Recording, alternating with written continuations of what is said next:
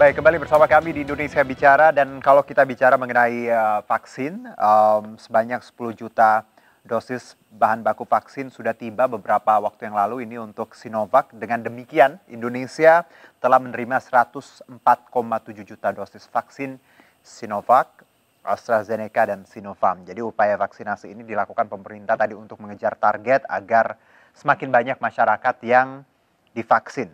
Karena kita tahu herd immunity itu yang ditargetkan pemerintah meskipun banyak juga pro dan kontra. Dan di segmen ini saya berbincang dengan Kepala Bidang Pengembangan Perhimpunan Ahli Epidemiologi Indonesia dan juga anggota bidang tracking Satgas Penanganan COVID-19 Ibu Mas Dalina Pane. Assalamualaikum Bu. Waalaikumsalam Mas Juno. Apa kabar? Salam sehat ya Bu. Alhamdulillah baik, Alhamdulillah sehat baik. ya? Iya, alhamdulillah Bu. Kita bicara penanganan COVID untuk saat ini. Kita tahu angka ya ini bukan yang kita harapkan, tapi sudah diperingatkan beberapa waktu yang lalu agar mobilitas dijaga, masker harus tetap dipakai gitu. Akhirnya angkanya sekarang melonjak seperti ini. Ibu Mas Dalina sendiri bagaimana melihat kondisi penanganan COVID untuk saat ini di tanah air? Ya, jadi sebenarnya kenaikan kasusnya itu sudah berlangsung 10 minggu ya. Baik. Jadi bukan baru 2-3 minggu ini. Memang kenaikan cukup tinggi di di 2-3 minggu belakangan. Tapi membandingkannya jangan pas hari raya. Angka Baik. di hari raya itu turun semua, testing turun, kasus turun, semua turun. Memang ada kenaikan cukup signifikan tapi tidak di seluruh wilayah Indonesia. Dan kenaikan itu di atas 10.000 sudah berlangsung selama 1 minggu. Prediksi boleh dilakukan, tetapi kemudian adalah apa yang harus kita lakukan untuk mengantisipasi prediksi tersebut. Apakah kita diam saja sampai prediksi itu terbukti, ataukah kita melakukan banyak intervensi untuk menurunkan prediksi kita gitu. Kan targetnya adalah flatten the curve atau melandaikan kurva gitu ya. Jadi kalau sudah diketahui akan naik kan harusnya ada intervensi dong untuk melandaikan kurva gitu. Oke. Dan kalau Anda lihat langkah pemerintah untuk saat ini untuk melandaikan kurva bahwa tadi ya kita tahu PPKM Mikro untuk Jakarta dan beberapa wilayah juga, apakah ini sudah tepat atau ada tambahan, Bu? Sebenarnya inti utama dari pengendalian itu adalah tracing. Tracing. Tracing itu bukan cuma sekedar mencari kontak erat saja sebanyak-banyaknya, tetapi yang terutama adalah melakukan containment. Bagaimana mereka diisolasi dan dikarantina begitu ya. Selama tracing tidak dilakukan, kita pesimis bahwa ini akan kita bisa selesaikan dalam waktu cepat. Kalau kita hanya berorientasi di hilir, nambah tempat tidur, tambah rumah sakit, tambah fasilitas, tambah tenaga kesehatan, mau sampai kapan begitu ya? Karena itu upaya agar tidak banyak kasus yang mengalir ke hilir itu harus dicegahnya di hulu. Saya kira hampir semua ahli sepakat dengan itu ya, mencegah di hulu itu memang merupakan bagian dari upaya kita. Mencegah di hulu itu bukan cuma ketika kasus sudah masuk di Indonesia, mencegah di hulu lebih hulu lagi ketika sumber dari mutasi-mutasi virus baru ini. Kalau saya sih melihatnya ini lebih banyak didominasi kontribusi dari mutasi virus baru sih sebenarnya ya. Kalau containment-nya atau isolasi karantinanya tidak dilakukan secara efektif ya kita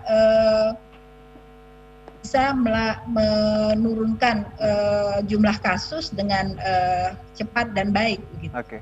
Jadi varian Delta ini salah satu penyumbang angka yang menyebabkan tinggi ini ya, Bu Mas Dalina. Nah, kalau mobilitas sendiri, kita tahu bahwa larangan mudik sempat disebutkan, tapi ya pada kenyataannya banyak yang masih mudik diam-diam. Bahkan setelah Lebaran, banyak yang akhirnya memutuskan untuk menunggu larangan selesai baru mobilitasnya dilanjutkan. Anda melihat apakah juga mobilitas tadi harusnya ditekan seperti sekarang di mana ya angkanya sudah seperti ini dan baru ada peraturan bahwa tadi PPKM Mikro lagi diperketat seperti itu. Somehow ya Ibu Mas Dalina ya, yang saya rasakan dan masyarakat rasakan untuk di titik saat ini adalah kita titik kembali seperti awal pandemi, di mana kita 1 tahun sepertinya gagal seperti itu. Apa yang sudah kita usahakan, kita upayakan, kita pikir kita akan pergi lebih jauh, tapi ternyata balik lagi ke titik nol yang ya seperti tahun lalu. Bagaimana, Bu Mas Dalina? Ya, memang kita pernah punya peningkatan jumlah kasus cukup tinggi sampai 14.000, tetapi itu by design. Dan itu artinya itu yang ketika program tracing ada, kita membuktikan estimasi atau prediksi para ahli yang menyatakan bahwa di bawah itu kasus sebenarnya 3 atau 4 kali lebih tinggi dibandingkan apa yang diumumkan pemerintah. Kalau kita sudah dapat angka itu, maka kita buktikan bahwa memang angka tersebut ada. Kemudian dengan program tracing, kita dapatkan bahwa kenaikan jumlah kasus tersebut memang 3 kali lipat dari baseline. Baseline-nya 33.000. Kita dapat puncak tertingginya itu di 88.400. Setelah itu kita lakukan containment, jadi bukan cuma sekedar membuktikan prediksi, kemudian membuktikan estimasi, tapi kemudian kita lakukan tindakan. Tindakannya apa? Isolasi dan karantina, dan dimonitor selama 4 diisolasi dan karantina. Dan setelah itu kan kasus turun sangat jauh sekali ya, sampai 10 minggu. Sampai juga banyak yang kemudian merasa kita sudah mau selesai. Bahkan beberapa kepala daerah menang.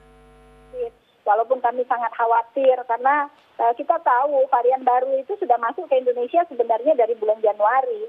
Tapi yang bukan yang Delta ya, yang Delta nanti coba saya lihat lagi bulan berapa sih masuknya dan kemana.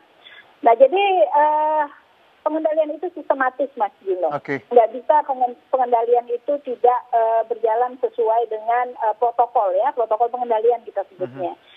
Kalau pengendalian tidak disesuaikan dengan protokol pengendalian ya kita hanya mengulang 8,5 bulan pengendalian di awal ya. Betul. Hanya mengumumkan berapa jumlah kasus, berapa meninggal, berapa sembuh, hanya itu saja, nggak lebih dari itu. Oke. Baik, Bu Mas Dalina, terakhir ini kita ada di segmen terakhir dan tinggal beberapa menit lagi. Ya, beberapa kepala daerah punya kebijakan berbeda, tapi untuk Jakarta kita lihat ada PPKM Mikro, beberapa tempat publik ditutup. Mungkin Anda sebagai dari tenaga ahli epidemiolog juga dari perhimpunan, apalagi yang bisa kita lakukan, pemerintah bisa lakukan terkait ini selain tadi containment juga tracing, ada hal lain? Ya, tracingnya nggak jalan sampai sekarang ini kita di bidang tracing itu masih terus memantau ini tracing jalan nggak jalan.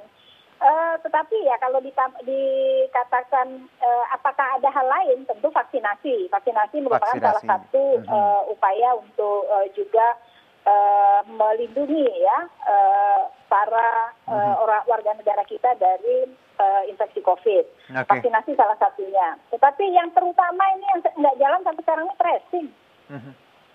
Itu yang. Jadi mungkin secara secara keilmuan orang-orang menganggap apa sih tracing cuma nyatet siapa kontak erat saja gitu. Jadi nggak terlalu aneh ya. Tapi ya kita tunggu saja sampai kemudian kita menyadari bahwa apakah memang benar tracing ini yang menyebabkan atau mengendalikan pandemi ini begitu. Oke.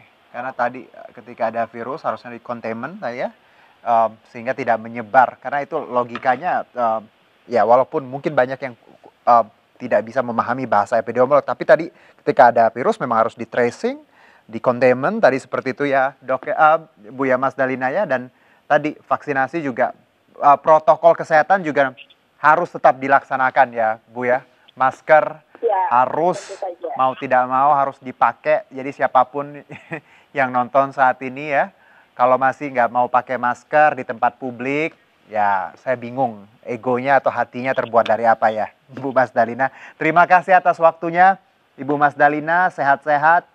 Semoga kita ada kabar baik beberapa hari ke depan dan juga masyarakat kita makin bijaksana dalam melihat pandemi ini dan pemerintah juga punya kebijakan-kebijakan yang lebih tepat lagi ke depannya. Terima kasih Bu Mas Dalina.